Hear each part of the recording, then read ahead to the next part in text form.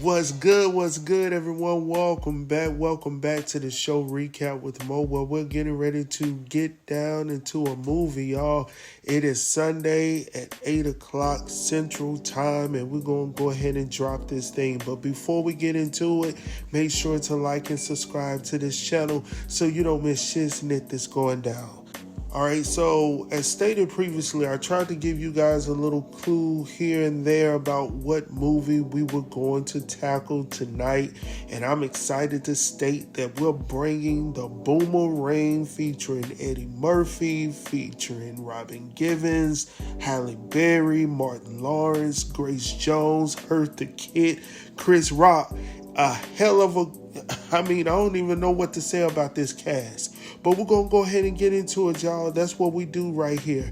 All right, so let's go ahead and kick this thing off. So if it's been a while since you've seen this, go ahead and rekindle your mind and just think back to 1992 when this film was first released, because we're about to get into it. It's been a long time since I've seen it, and I went ahead and watched that thing, and I was like, damn, this show was good. So anyhow, let's go ahead and get into this thing. So we kicked this movie off with Marcus Graham, who is a marketing genius at this corporation. He's actually next up for a promotion, so he believes.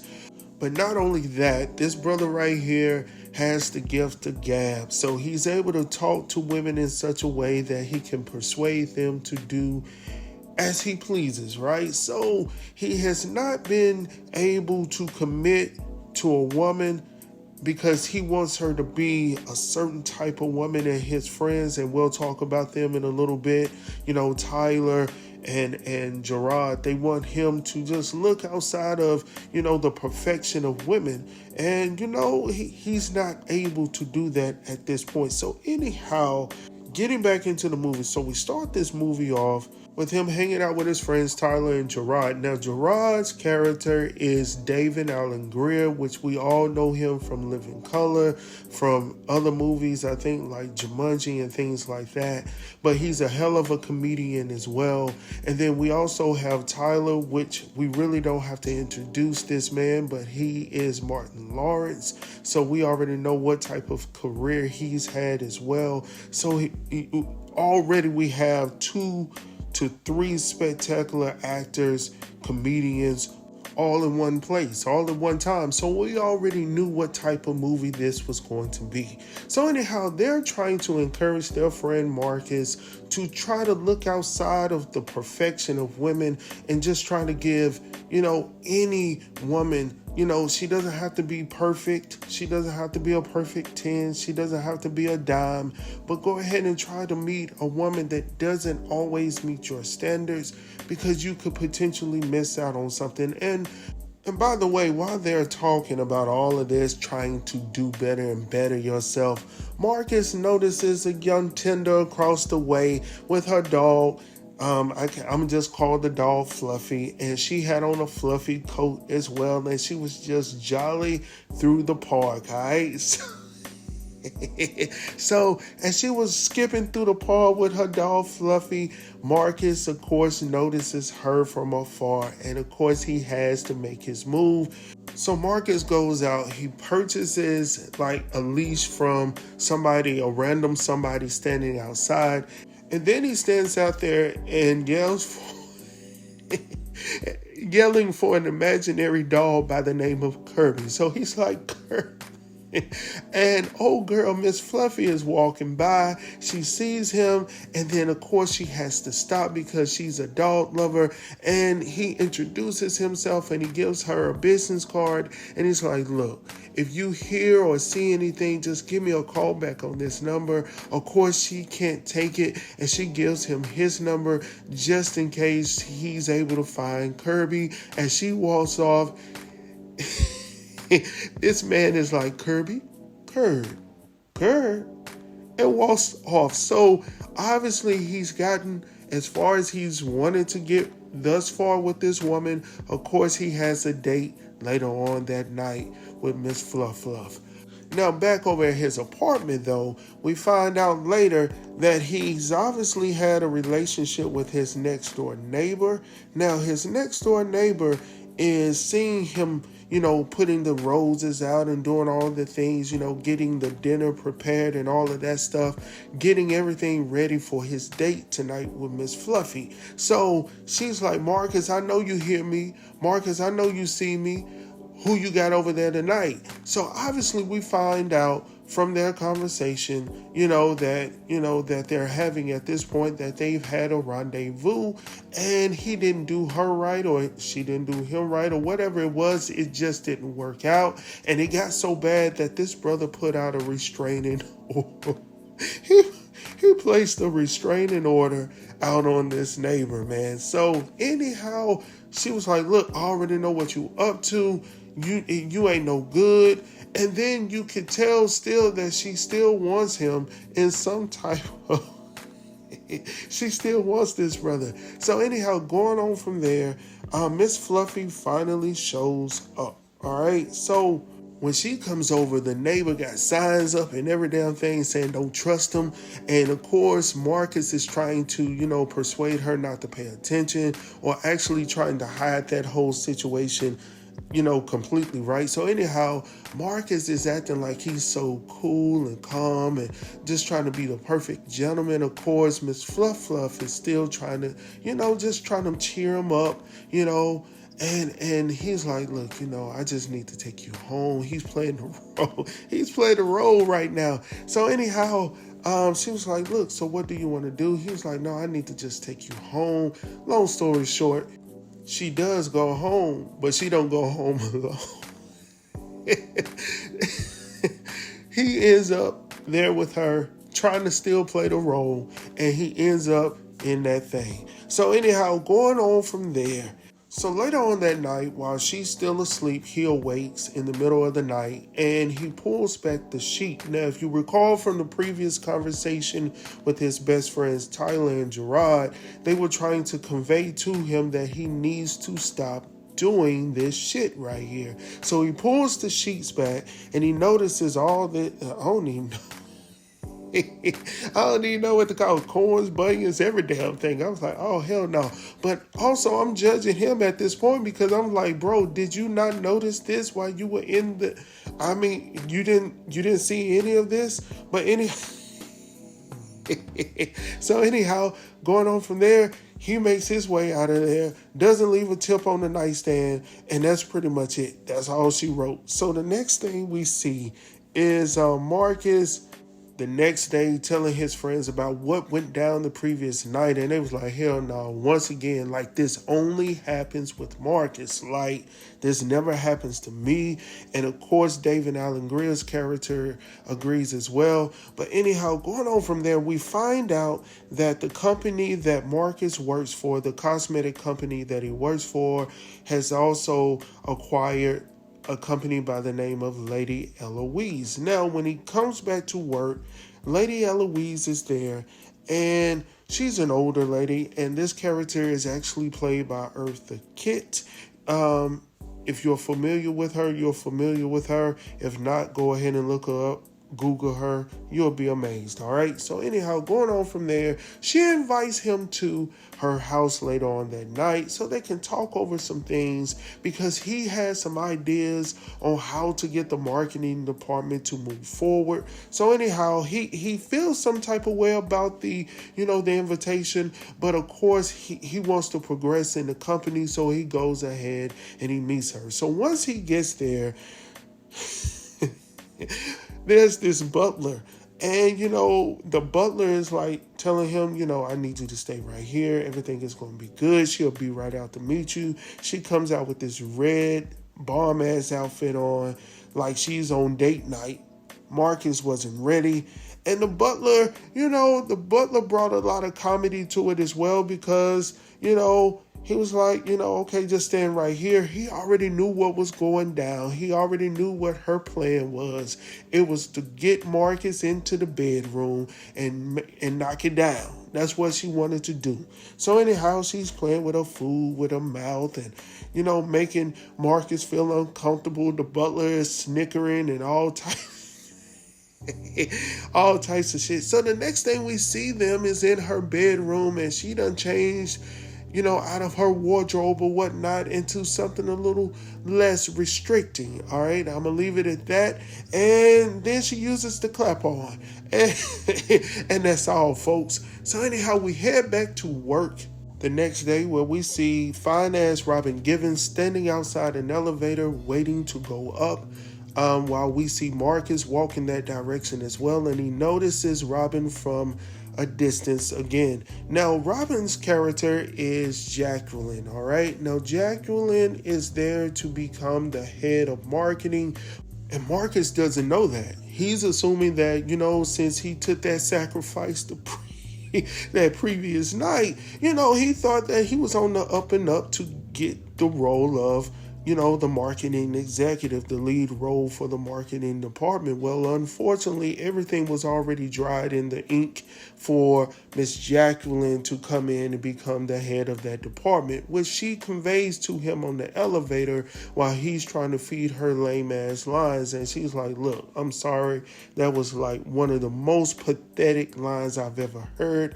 Of course, Marcus tries to play it off like it's nothing, and he's not believing what she's telling him right now, because he's trying to let her know that he has, spoken with a pretty powerful person in the organization that was going to provide him with the opportunity to get to where he ultimately wants to be, which is the head of that department. Well, Jacqueline has to tell this man that she absolutely has no power. She's just the face of the organization, and she has nothing else to provide you. And then she goes on to say that, it is... She goes on to tell this man that she has been known to use young men, making them think that they were going to get something out of the equation, and she would just use their bodies. So while they're in the midst of talking about that, Miss Eloise herself comes over and she says this. How you doing? I don't have any panties on. Lady, I was like, hell, hell no, man. So Marcus, you're going to have to eat that, man. You're going to have to live with that, man. You lose some, you win some. So anyhow, going on from there, they have an event the following night where they're introducing a new face because they're getting rid of Lady Eloise, and they're bringing a new image to the brand, which happens to be Helen Strawn J. All right. So Strawn J comes in. She's a beautiful black chocolate queen, and she's coming in dressed as Cleopatra, with her Trojan men in the front like the horses on her chariot. And she's coming to the front of the building, and, everybody's enjoying the festivities. We see Angela, who's obviously interested in Marcus, but he's not giving her the time of the day because he's trying to chase Jacqueline's ass around the building. But he introduces his good friend Gerard to Angela, all right, at this point. So anyhow, going on from there, we see Jacqueline walking off. We see Marcus following behind her, and he's still trying to shoot his shot, but she has to relay a message to this brother right here. If I decide to seduce you, don't worry, you'll know. And that should be easy to understand for Marcus. I mean, some people like to date people that they work with. Obviously, she doesn't, or she's saying she doesn't, or she's just trying to play hard to get. Maybe that's what it is, because we already know how the story goes down. Because as we can tell from their conversation on this scene right here, she says that he got something in his eyes. She blows in his eyes, and then she grabs his face in this image right here. You see right here, she's grabbing his face and puckering the lips, and he knows what she's doing, and she knows damn well what she's doing. See, ladies, don't be playing with us like this. You playing with our emotions, man. And he already knows it, and he lets her know that I see what you're doing right here. Like, just go ahead and give in. Let me do what I need to do. You can do what you want to do, and we're going to be good, baby. But she was like, no, we're not doing that. And she was like, look, trust and believe. If I'm after you, when I'm trying to throw it at you, and I'm just paraphrasing here, seems like you would definitely know. And I absolutely agree. When women want to give it to you, they're going to let you know they ready to give it to you. I'm just going to leave it at that. So anyhow, going on from there, man, we see Chris Rock, who's the mail clerk. He's trying to find out the 411 on how long it's going, how long is it going to take Marcus to GTD? You know what I'm saying? How long is it going to take? And he was like, what, 1 day, 2 weeks? Like, what is it going to take, my brother? And he was like, man, just calm down. And then he's also talking about, hey, it's time for me to get a promotion. Like, I've been here about 1 or 2 weeks. Like, how much longer I got to... Like, bro, you're going to have to put in some years or something first, like at least 6 months. But anyhow, going on from there, we see Strong J. She's walking around there trying to put together an ad for her, as the new face of the brand. And she's not loving the scent that they've, obviously, that the people have put together, the chemist or whomever puts together the colognes or the perfumes. So she's not satisfied with the scent that she's smelling right now. So she literally pulls off her panties, y'all, and places them on one of the lead guy's nostrils and smear it all across this brother's face. And she says, this is what I want it to smell like. That brother is disgusted. And I mean, I think he's the only one really disgusted, because he's starting to walk out. He's ready to quit. Of course, Marcus gets him to come back into the room. But old boy back in the back, one with the bald head, I forget his name. He's like part of, the brand operations as well. He's a little kinky. So he goes ahead. The drawers are thrown all across. Let me say it again. The panties are thrown all around the room, and he goes ahead and he takes them and he stuffs them in his pocket. I guess so he can smell them later. But so anyhow, going on from there, we then see Marcus and Jacqueline. So obviously they've decided to just give in. Let's see what we got. She shows up with this little tall coat on, takes the coat off, and you see that she got body in a slender type of fashion, but at the same time, it's enough to look at and get your imagination flowing, all right? So anyhow, she shows up, she goes to the bathroom, he's trying to make everything right. At the same time, we also see Gerard and Angela. They got their official first date, and we're going to see how it goes. We'll talk about that. He's coming over with his roses, and, he's a little uncertain about himself at this point. And I think that's honestly what Angela loves about Marcus's character, is that he's so very damn confident that she's intrigued by that. She's drawn to that. And when you look at Gerard's character, Gerard is very low key. He's not very aggressive. He's just I don't want to call him a lame duck, but he doesn't bring any interest to himself. Like, he doesn't spark any type of conversation for real in your mind. Like, oh, I wonder what he's like. Or, on the flip side, like, I wonder what she like. Like, what she like to do. Like, she looks like a cool vibe. You see what I'm saying? He just doesn't seem that way. But anyhow, going on from there, we later see Marcus and Robin's character over there at his crib. Now, the date is not going as he expected it. He's not enjoying it at all. You can tell by his body language from this image. She's up there watching the Bulls on television with Michael Jordan. She's all in the game. He's ready to get into her, but she's not allowing him to. So he's ready to, end this date immediately. So anyhow, long story short, that's exactly what happens. The date is over. And she was like, I thank you so very much for inviting me over. We'll have to do this again, right? So he was like, okay, whatever. So on the very next day, we see Marcus and the fellas, they at the gym, they talking about it. Long story short, Marcus is like, look, I'm gonna have to go up a notch to try to persuade this woman to give me what I'm trying to get to. So anyhow, they was like, okay, whatever, bro, you're gonna get it eventually. They already know. So the next time we see Marcus and Jacqueline, we happen to see them at this club spot. So they're dancing, they're grinding on one another. And obviously the grind got too good because Jacqueline was like, look, we needs to get up out of here. And they head back to a hotel room. Now, when they both get into the hotel room without hesitation, they're going straight into it. No love making, no foreplay, no nothing. They straight to it. Anyhow, once everything is settled, everything is done and completed, hey, he wakes up while she's still asleep. He pulls the sheets back as he always loves to do and notices her feet are perfect. All right.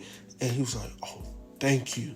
So anyhow, he believes that he's obviously found the girl for him. So I was like, all right. So anyhow, he gets back to the office the next day. Angela is in the office with Jacqueline. They're having a meeting of some sort. Now, old boy Marcus done got in his feelings, y'all. He caught up. He don't know how to deal with it. She's passing him off, and he don't know what to do with it. He ain't ready for the conversation, y'all. So anyhow, he's picking up the phone, trying to see who it is. Is it her calling him in his office? And he's just... I don't even want to say it on this channel, but he pee-whipped, y'all. That's exactly what he is at this point. So anyhow, he mad because he hasn't heard from her all day. And he been trying to call her, trying to sit down with her and talk to her. But she ain't been returning no phone calls or nothing. So finally, she shows back up at this man's crib later on the night. It's raining outside. And she comes over with this trench coat once again. But this time, she doesn't have on any clothes for real. For real, she just has on some of that sweet old lingerie. So when she comes in, she was like, oh, so you want me to go home? He was like, yeah, I think it's just best you go home. She opens that coat up, and he was like, oh.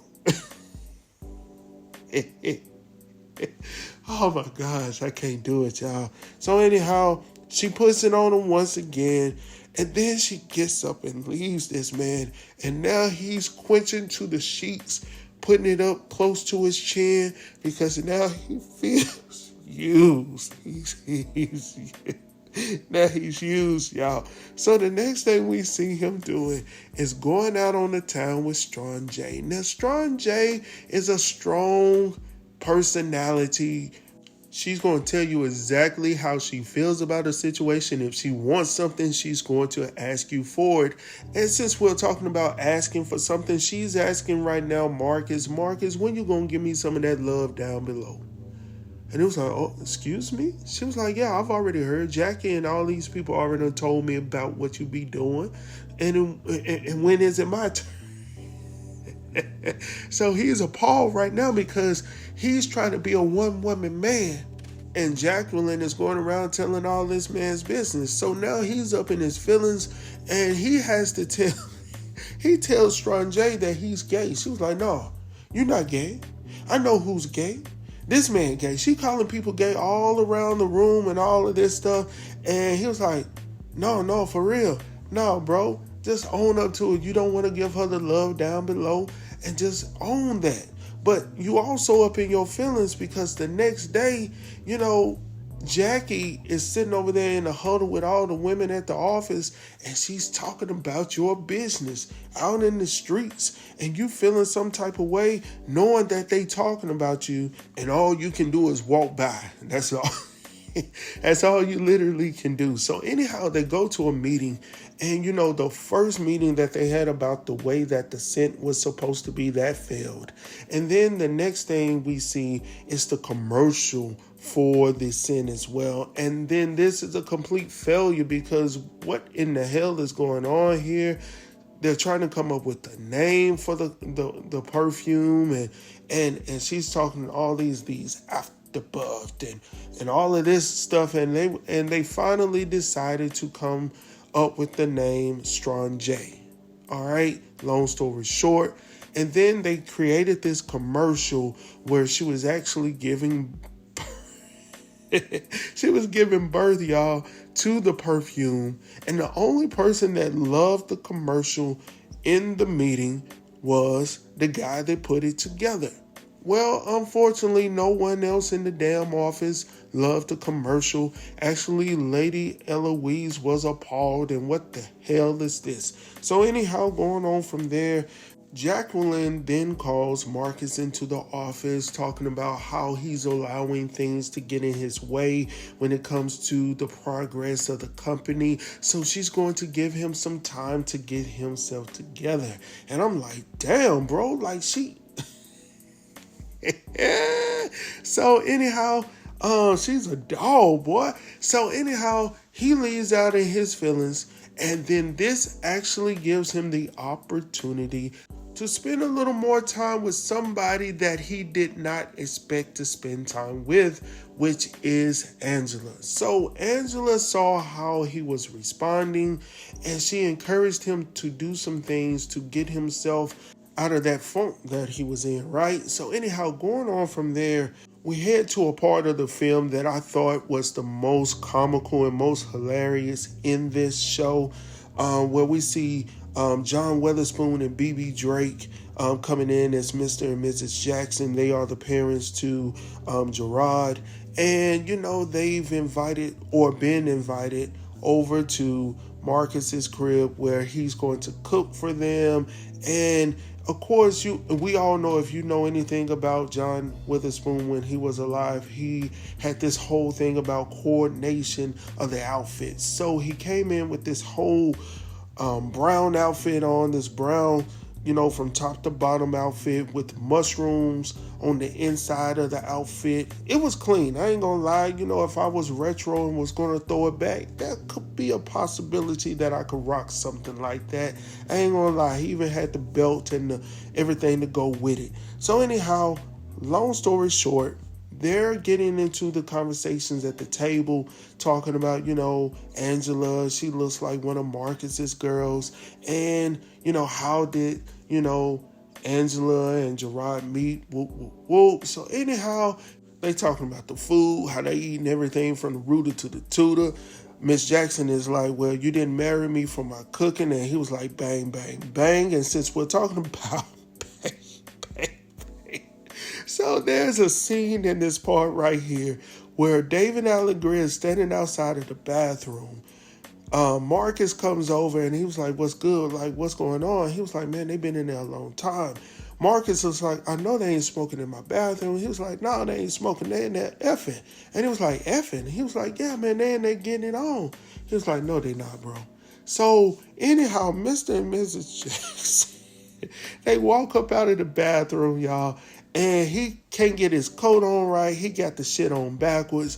She walking out like she ain't done shit and got her hat on crooked, chewing that gum, popping it as she's walking past. Marcus can only give this brother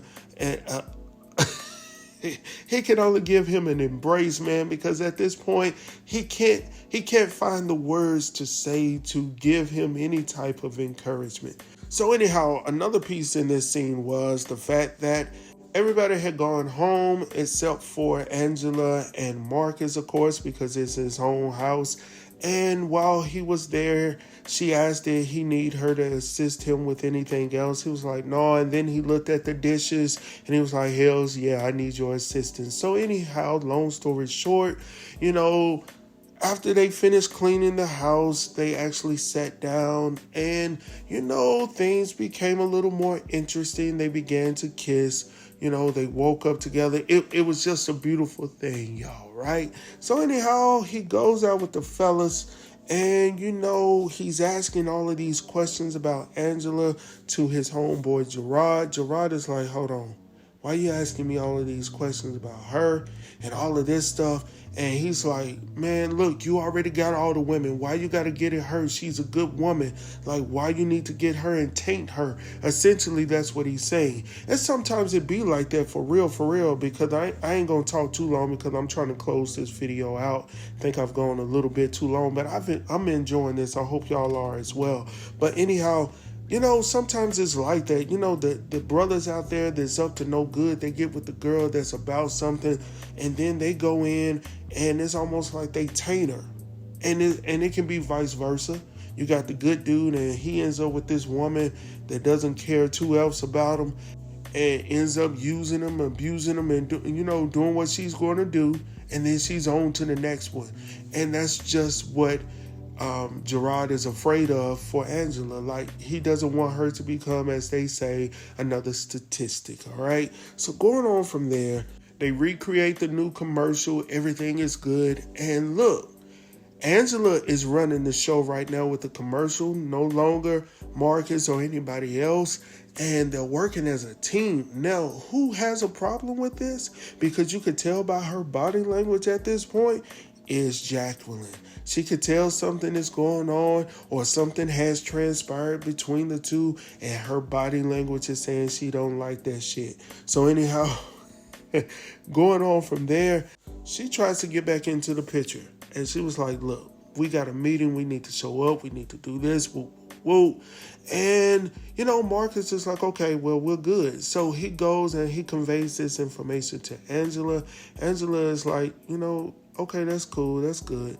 But she already knows potentially what could potentially go down in this situation between he and Jacqueline, because she knows how he feels about her and she knows how she feels about him to a certain extent. So anyhow, he goes out, he does the event or whatever he was supposed to be doing. He did not show back up when he was supposed to. He tries to creep back into the house, and Angela is asleep in the bed, so we think. So when he gets inside of the bedroom, gets back in the bed, soon as he gets settled, Angela opens her eyes like, where the hell you been? She doesn't say anything. She allows him to get in the bed and go to sleep, but that next damn morning, she lets him have it. And of course, he's trying to plead with her, but she was like, look, essentially, love should have brought your ass home.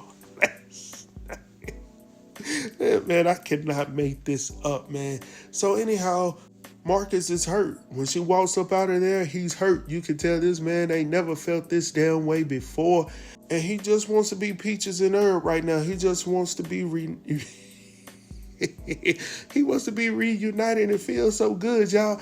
And hopefully he can get it back. But as of right now, he's not good.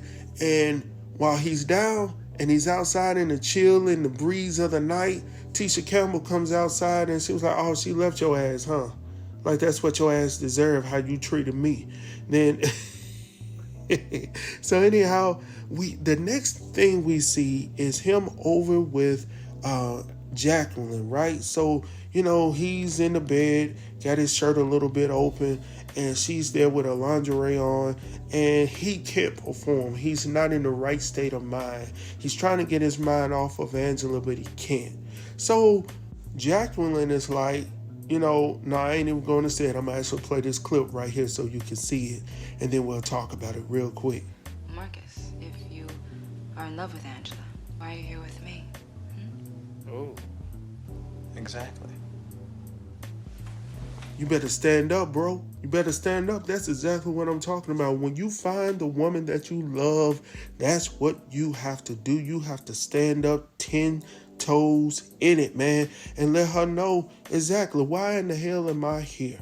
I'm going to move on and get my woman back, all right? So anyhow, the next thing we see is Marcus going over to his homeboy Tyler's house, who I guess he's trying to cook up something. He looks like he's burning something more than anything. But anyhow, he's there. He invites Gerard as well. But of course, Gerard isn't happy to see Marcus at this time because he's still pissed off from what he's just found out about Marcus and Angela.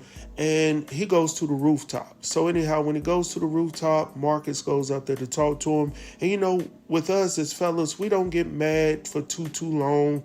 If it's something over this, something like this, we don't get mad for real. We might be pissed off for a little while, but we eventually get over it. So anyhow, long story short, Marcus has decided to change his ways and try to get his woman back. Now, Angela has gotten a new job. She's no longer at the company where Marcus is. She's decided to move up the ladder of corporate success. So, Marcus had this relationship at one time with these kids that Angela was working with, but she's no longer been working with them due to this new job that she has, this new role. So we see Marcus sending two of the kids that she worked with previously at the art place or at the center, and she was working with them, so he sent them in first. And she was like, why are y'all here? Like, she was super excited to see him, and she was like, well, why are y'all here? Like, who brought y'all up here? And old girl was like, oh, our new teacher brought us up here. And she was like, well, who is that? So when she said that, Marcus walks in, and of course they jettison, they get up out. And she was like, look, I don't even want to have no conversation right now with you. And he was like, look, I deserve that, but I also want you to hear me out. And he says all the right things once again, but I think at this point in his life that he really meant it. And he stated that he's been miserable since she's been away from him. She had tears in her eyes. He had tears in his eyes. And he was like, look, I just want you back.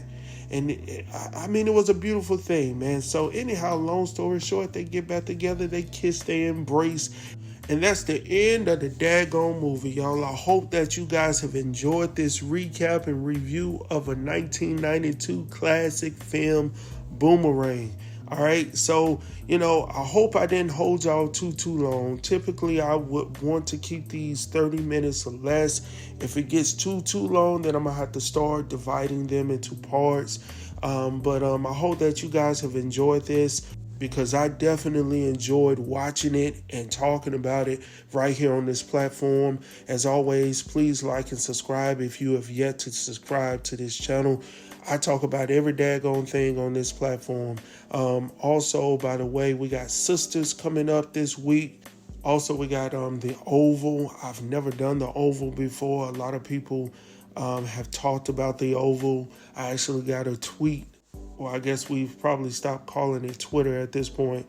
But on X, I got a message talking about the Oval. I've yet to really get into that. I know I do a lot of recaps on what's that show, the series, the Ruthless series. So, I like the Ruthless series, so I might look at the Oval, so I'll check it out on Wednesday as well. But with that being said, not to hold y'all too long, man, thank y'all for tuning in. Check y'all out next time. Peace.